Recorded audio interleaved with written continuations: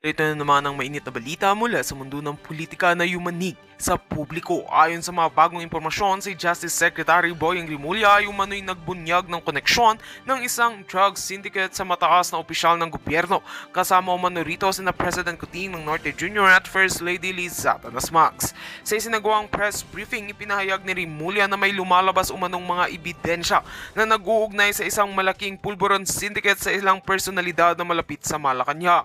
Pagamat hindi pa direktang pinangalanan ng First Lady at ang Pangulo, tila may pahiwatig ang opisyal sa pagkakasangkot ng ilang miyembro ng inner circle ng administrasyon.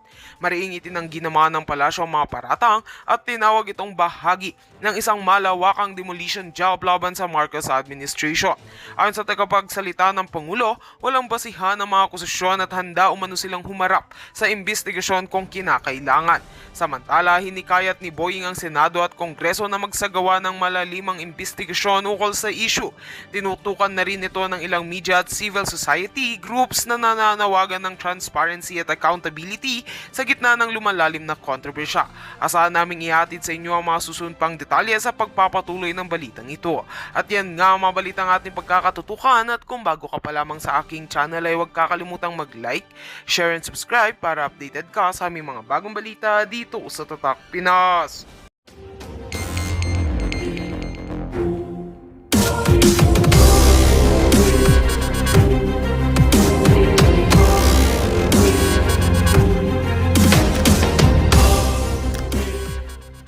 Rights and our very constitution will undergo this state hindi lamang of disrepair, but it is close to a failure of state.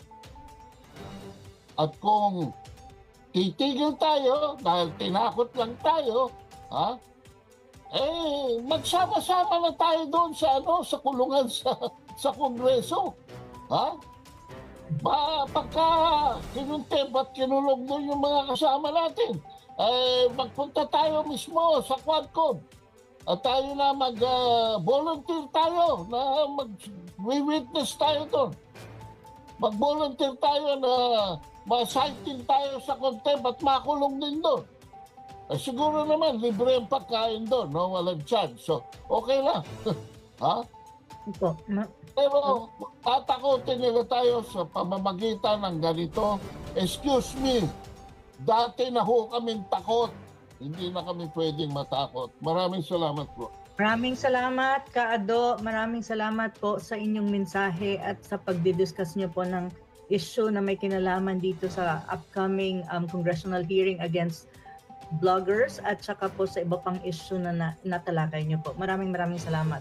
Ngayon, naghihintay ulit tayo sa iba pa nating mga kasama na kung saan special guest and panel of speakers pero wala pa po sila. Pero ngayon, bigyan po natin ng daan. Yung iba pang gustong magsalita muna kasi anyway, may time naman tayo.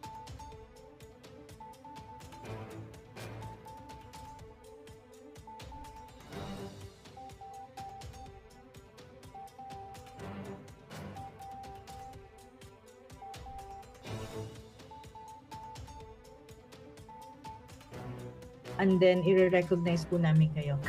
Sige po, i-recognize ko ngayon si Sir, si Ma'am. Ang Si Sir Harry Roque po muna, may sasabihin po muna ito si Sir Harry. Okay, sige. Well, alam mo, Prof. Ana, sasabihin ko lang na wala na pong makukulong sa Kongreso ngayon. Dahil ang kulungan po ng Kongreso, 4 lang yan, puno na po ng mga testigo. Ginawa nilang testigo laban kay dating Presidente Rodrigo Roa Duterte. So, si Colonel Grijaldo, pinakulong na po nila sa isang police station na malapit sa batasan. At siyempre, yung ibang resource persons, gaya ni Casiong, pinakulong siya sa Mandaluyong, no? Yung Women's Detention Facility na kung saan dapat doon din dadalhin si Laika. So lahat po ng mga kritiko ngayon ng gobyerno, tinatrato nilang mga kriminal, mga convicted na kriminal. Dahil ang Mandaluyong po, para sa convicted na mga kriminal lang yan. No? Pero doon po talaga nila tinatapon ang mga sinasight in contempt ng UWAD Committee. Ibig sabihin, sa mata nila, mga kriminal ang mga pumupula sa administrasyon, bangag. Oh, maraming salamat. Malinaw na malinaw. Spokes Harry. Andito po ang isa nating kababayan at ang ating isa sa mga Your Honor dito sa ating Kongreso ng Mamayang Pilipino, si Ma'am Angustia Velus. Ma'am, you have the floor po. 2 minutes po. Hello, actually po ako si Tess Velus Mendoza. Kami yung nagsalita sa SMNI yung pagbabaso ng katotohanan. Isa sa mga nabudol. Okay? Magiging matapat po ako sa inyo. Kaklase ko si Lisa Tanas sa elementarya sa Stella Maris College. Best friend ko yung isang kapatid niya at inoffer nga ako ng trabaho pero tinanggihan ko. Tapos hindi po ako vlogger pero panay ang tira ko at panay ang gamit ko ng mga pinapalabas ninyo, kaya kilala ko po kayo, Attorney Ana, Maharlika Ado at iba pang mga aktibo sa Facebook, no. Ang kapatid ko po si Angustia ay isang dating professor sa UP Public Administration. Ako po ay retired na at ako ay nagtrabaho sa New York sa travel agency ng mga Marcoses. Kaya nung time at ako rin po ay dating first quarter storm at naging kolektor ng mga contribution ng mga kaliwa at liberal all over the world nung ito po ay nasa infancy pa. So alam ko po yung galaw ng mga kaliwa at ginagamit din ni The Union ngayon, ni BBM, upang magapang ang lahat ng sektor ng influential people, no? Kaya nalulungkot po ako at naka-wheelchair na ako ngayon, ako'y na-stroke, pero gusto ko na ngang magpagawa ng mga maliliit na mga polyetos na pwedeng ilagay sa sasakyan. Release, Grijaldo, resign, BBM, yung mga ginagamit namin dati. Ang kagandahan ngayon, meron tayong social media na mas mabilis at hindi basa-basa nilang matatanggal, no? Isa rin sa mga ginamit, ito nga ang iniisip ko ngayong Tuesday, iniisip ko magpagawa ng malaking streamer na yun na nga, maski mag-isa akong pumunta kasama yung 2 sisters ko. 3 po kaming UP kasi. Kahit nasa sarili ko, sabi ko nga, i-wheel ako doon, maski wheelchair o naka-cane ako, that will call attention. Kasi yung matatanda, mas binibigyan nila ng respeto. At siguro naman, kung nandun ako na maaga sa batasan, kaming mga babae, laban na. Kung talagang sasaktan nila kami, that will be good for the cause, no? Hindi ako natatakot. Clearly, hindi negotiable ang BBM, Tambaloslos at Lisa Tanas. Yan ang pagkakaalam ko. Kung kaaway-kaaway, ginagamit din yan ng demonyo kasi. So, ang position ko is they will not bog down. We will have to be more aggressive and we have to have a plan on how we are going to do these things, no? But one of the things na sumagi sa isip ko, kasi tumira rin po ako sa Amerika at nagtrabaho din ako sa law firm.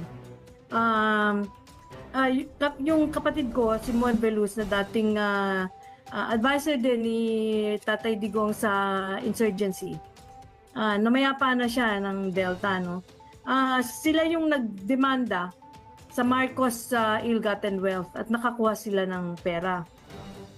So ano ang panlaban natin sa sabi nga ni Secretary Spokes Harry, wala nang makukulungan doon. Pero pwede pa nilang gamitin ang mga kulungan sa ibang mga munisipyo. So ang ano ko is how we can file a case sa Amerika. Kailangan kasi mag-file ka ng case para mag-TRO eh. And since marami silang assets sa Amerika, class action suit will be good. Hindi lang at this time na may na ang administration Trump ay eksakto ang pinaglalaban ng pareho ng kay dating Presidente Tatay Digong, magiging bukas ang kanilang simpatya, no, sa atin. At saka si Elon Musk, na siya napakadali para kay Elon Musk na anuhin sila, no, kasi si Elon Musk is really and they all profess to be Christians, no. So as I branded myself before, I was a communist before, but I became a born-again Christian. But my nationalism has not diminished. Ever since, kami magkakapatid, kaya lang kami lumantad nung kay Bongbong dahil against communism kami. But we didn't know na gamit talaga siya ng demonyo. So wala pong negotiation pagka ganun eh, hangga't hindi ang Diyos ang kumukuha sa kanila. So I don't know what we can exercise with plans legally or mass communication way that we can be influential at this point na gumaganda yung laban sa totoo. Gumaganda yung laban. So let's take advantage of this. Maraming salamat. Maraming salamat, ma'am, at mabuhay po kayo. Yung iba, pag gusto niyo pong magsalita, ma'am, paki-mute po ulit para tsaka yes, ma'am. Maraming salamat, ma'am. Ang susunod po nating magsasalita, since we're waiting po dun sa ating mga special guests na nakalagay sa ating poster, ay si yung nakataas ang kamay na si Duterte, si Mr. Jimmy Domingo. Sir, paki-unmute po ng sarili nyo kasi inaano ko na po. Pwede nyo na pong i-unmute yung sarili nyo. Ayan. Wait. Hello po. Hello. Wait. Naririnig niyo po ako? Naririnig po, sir. Naririnig. Meron po sana akong tanong kay Maharlika. Okay po. Hello po. Bali, ang tanong ko po kay Maharlika is, dati kasi, nagtanong ka po kung ano yung telephone number ni Senator Cositeng. Nagtanong ka po kung ano yung telephone number ni... Hindi po yung nandiyan po sa ano, kasi nagba-background po eh. Kay Sis Maharlika ang kailangan. Kung ano yung telephone number ni... Po yung nandiyan po sa ano, kasi nagba-background po eh. Kay Sis Maharlika ang kailangan. Kung ano yung telephone number ni... Po yung nandiyan sa ano, kasi nagba-background po eh. Kay Sis Maharlika ang kailangan. Kung ano yung telephone number ni... Po yung nandiyan sa ano, kasi nagba-background po eh. Kay Sis Maharlika ang kailangan. Kung ano yung telephone number ni... Pakiayos lang muna po siguro yung ano nyo. Ayan, sige. Tawagin na lang po namin ulit kapag naayos niya. Jimmy Domingo, okay ka na ba? Kasi medyo... Ano ba ang ano mo, Mr. Jimmy? Ano yung sasabihin mo? Magtatanong ka lang ba kay Madam Maharlika or may sasabihin ka na may kinalaman sa issue na pinag-uusapan natin? Unmute niyo yung sarili mo. Unmute mo. Paki-unmute po, hindi ko namin po marinig.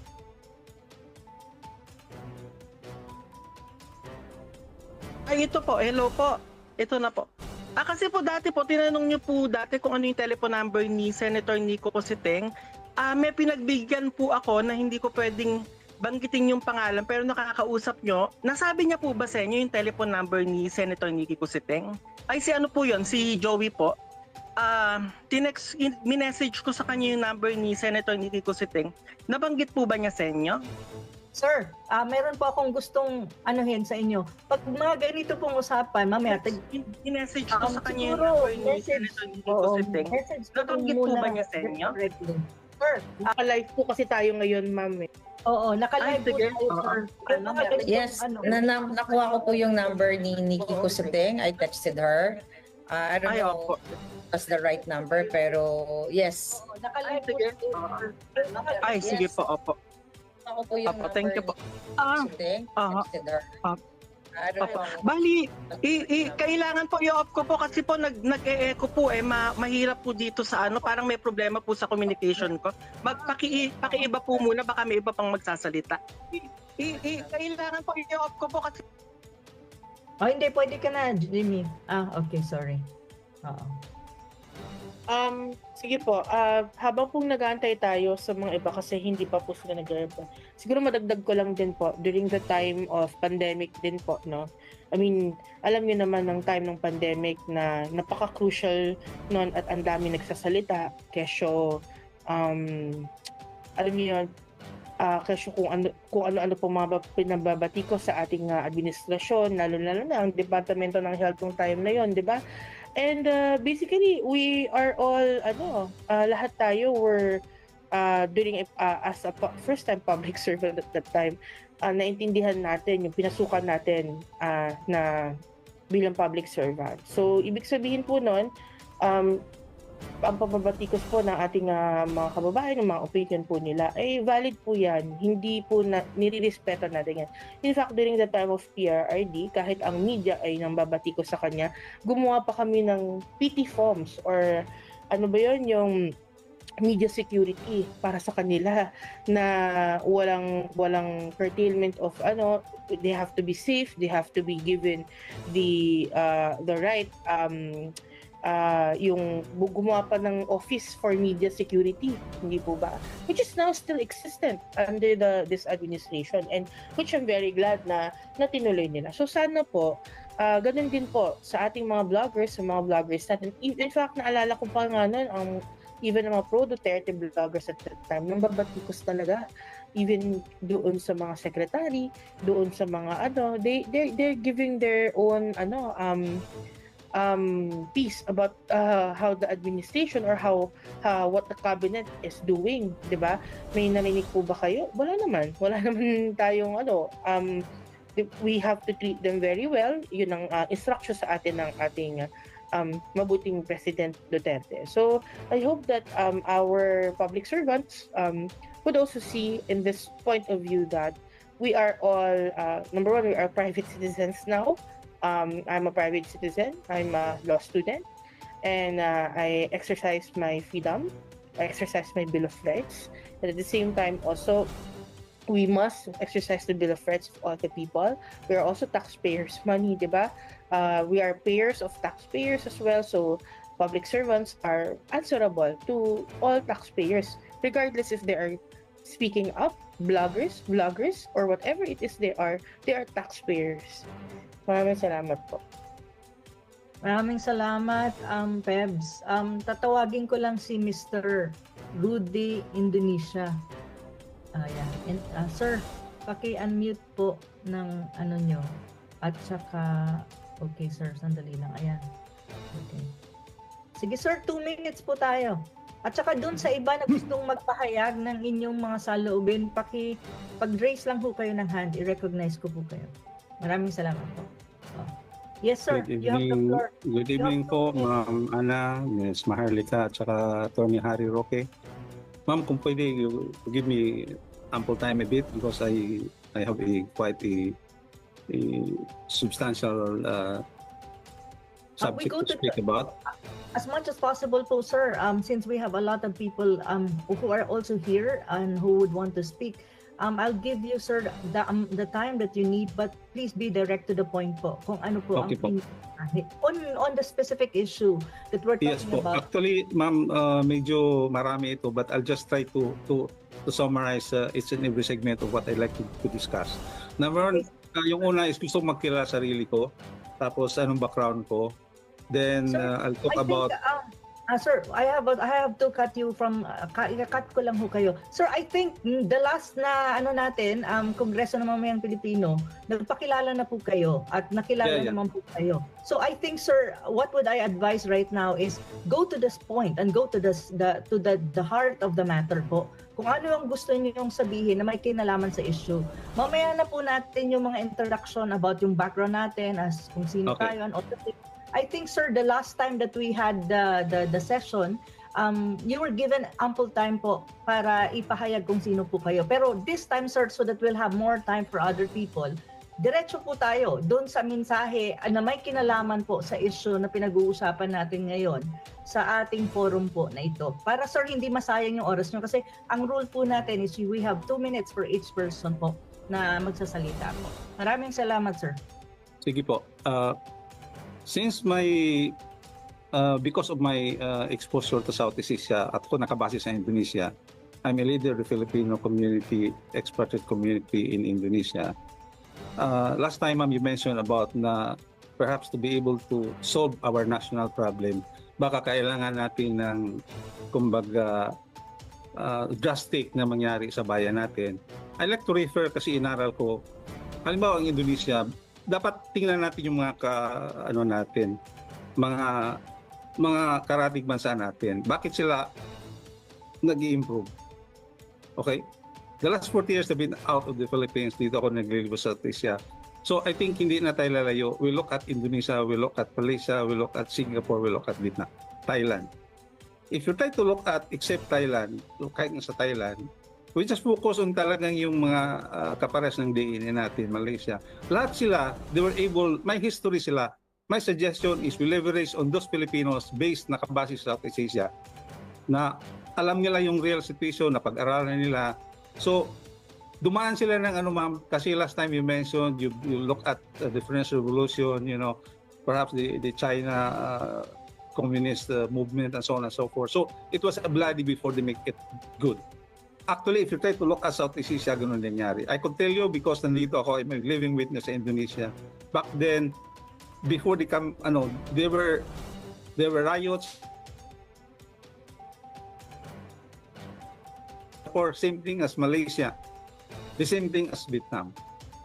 So I do not know. I'm not advocating that there will be but I think as a Filipino, nakita ko sa social media, there are many talks, but wala pang nangyayari. So I think we have to, from a strategic standpoint, we have to look at it. And I think siguro mas maganda kasi marami itong OFW dito. I-cluster natin kung anong area of interest, whether sa blogging ba, sa sa what is this historical context ba, ano bang interest nila na halimbawa ako, I could speak about ICC issues, for example, outside as the Philippines vis-a-vis Southeast Asia. Okay, something that I could contribute, something like that, but in terms of blogging, I could also contribute. How is the blogging in Indonesia compared to the Philippines? Halimbawa, sabihin ko, how is the hearing in the Philippines versus Indonesia? Dito walang nako-contempt sa yung mga So these things, ito yung parang makashare namin as OFW na So when the Parliament calls a hearing for executive department, they will talk about performance. Paano nila gawa? How are they able to improve the lives of the citizen? Of course, there are corruption. If there's prima facie, there's indicative, they move it to the court. And if it's really a sensitive case, they make the court litigation live. Things like this na pwede ko ma-share, ma'am. So, kahit sa blogging, there's a limit. But I think there's also some uniqueness in the Philippines as well as dito. So, to be honest lang dito, they say the facts. And if they're not sure of the facts, they'll say this is an speculative data, speculative information, hindi pa facts, is still to be validated. Something like that, ma'am. So, with respect to blogging. But I think, kasi marami na tayong ginagawang story, marami ng discussion, I think we have to, what is next? I think along the line, by the way, ma'am, I'm also part academe. I taught strategic management. So perhaps some of the things of how strategy is being developed, implemented, could possibly be applied in political economics. Sir, ganito po. Okay. Ano yung message niyo sa Quadcom na kung saan po ini-invite itong ating mga vloggers? At anong mensahe sa ating mga vloggers in 1 minute po para mabilis tayo?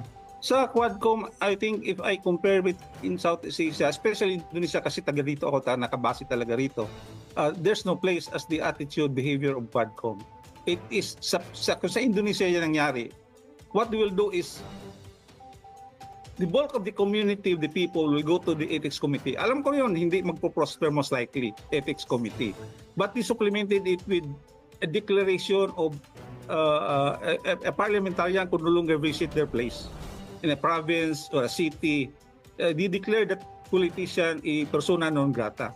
They look all the avenues, not just the litigation process, the complaint, the blogging. They look at, they really go there, you know. Sir, what's the message, sir? Let's go directly to the message po para tatawagin ko po yung isang I think blogging is not enough. I think my experience ako sa Indonesia, they go to the parliament to complain the behavior of parliamentarian. Okay po. And doon sa ating mga vloggers na invited po, anong direct message nyo sa kanila? I think, Ginupam, maybe sa mga vloggers natin, I think we have to blogs based on facts. Tapos kung maaari lang hindi ko rin maano kasi sa Filipino unique ito na talagang dinugtungan ng mga maraming superlatives na ganyan. Siguro my suggestion is go to the facts. Avoid certain things that will, quote unquote, sorry ma'am to make that, kung bastusan ba na word. Sir, you just stick on the facts. Sir, wrap up para yeah. I think there are limits to what we say. There are actions in the ground that need to be done. I'm not advocating, revolution or something. Revolution is a mindset as well. So I think we have to change that one. Okay, sir. Maraming salamat, sir, sa inyong oras po at sa inyong mensahe. Maraming salamat. Last, ma'am, may message ako sa Facebook, ma'am, kung pwede matingnan mo yung message ko sa iyo sa Facebook. Okay po, sir. Okay po. If you can give me your contact, I can give you a position paper, quite Yes, sir. comprehensive. Thank you po. Thank you po. We'll check po later pag natapos na po ang programa natin. Maraming salamat, sir, at mabuhay po kayo. Ang susunod po nating magsasalita ay si Epic Science. Epic Science, pwede nyo pong i-unmute yung sarili nyo. Inaayos ko na po. At saka kung may video kayo, that would be good din po.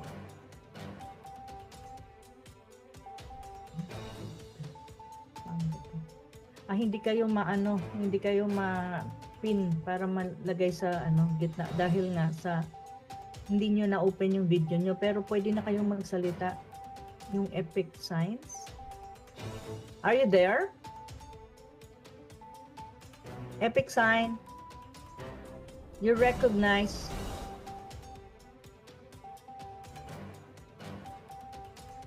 Wait a minute. Epic Sign. You recognize.